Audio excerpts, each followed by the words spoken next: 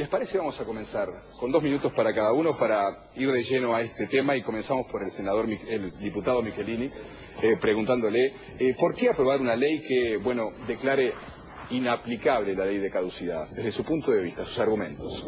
Bueno, creo que lo principal es señalar que la ley en relación a los gravísimos delitos y crímenes que se cometieron en el territorio nacional y fuera de fronteras durante el periodo del terrorismo de Estado en nuestro país. Esos delitos como el asesinato político, la tortura sistemática, la violación, el ajusticiamiento, en fin, todas conductas realmente repugnantes y repudiables que ya eran crímenes de acuerdo a la ley vigente en ese momento en el plano nacional o internacional.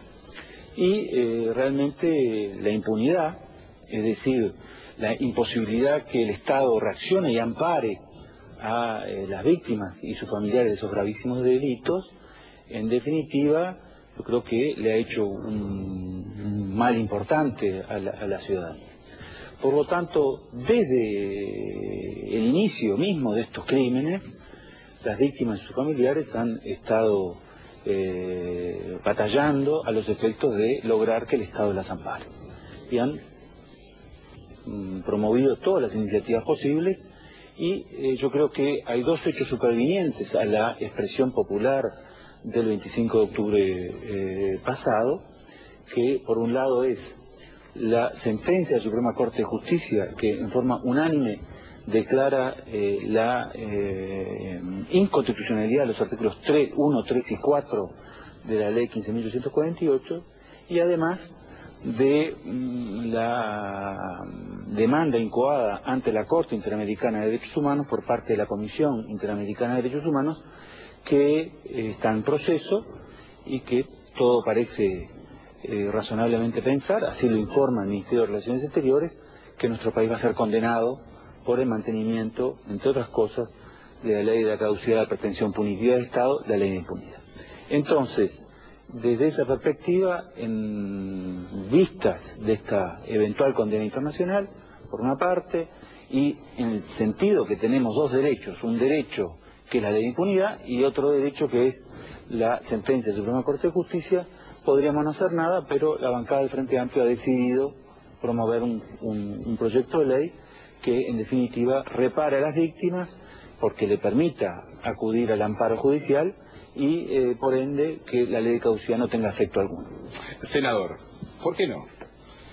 Mire, porque todo esto se ha discutido largamente en el país durante más de 20 años, hemos sometido la discusión a la decisión popular y ha habido dos decisiones del pueblo soberano. En el año 1989 hubo un referéndum y una mayoría de más de 300.000 votos optó por mantener en vigencia la ley de caducidad.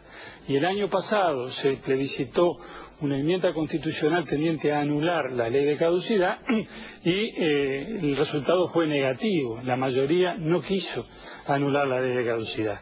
Entonces, ante dos pronunciamientos populares, alcanzaba con uno, alcanzaba con el del 89, pero hay dos.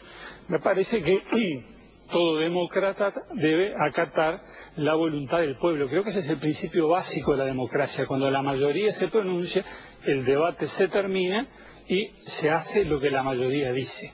Eso en primer lugar.